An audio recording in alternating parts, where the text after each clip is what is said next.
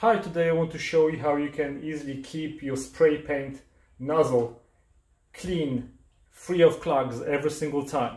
So it's a very simple trick. So all you have to do is, after you use it, you remove the nozzle, use the paint thinner, dump it a little bit of a paint thinner into the small container. So dump the nozzle into the small container, soak it for a few seconds, then you take a compressed air and blow the air from the bottom of the nozzle to clean it.